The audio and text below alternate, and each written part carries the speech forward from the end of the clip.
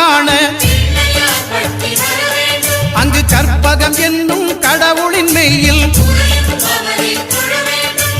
9 கோளும் ஒன்றாய் காண அங்கு கற்பகம் என்னும் கடவுளின் மெய்யில் சூரியன் முதலாய் 9 கிரகமும் பலவித குணங்களை கொண்டிருக்கும் எங்கள் கற்பக தருவில் அவை வரும்போது ஒன்றாய் சேர்ந்து பலனளிக்கும்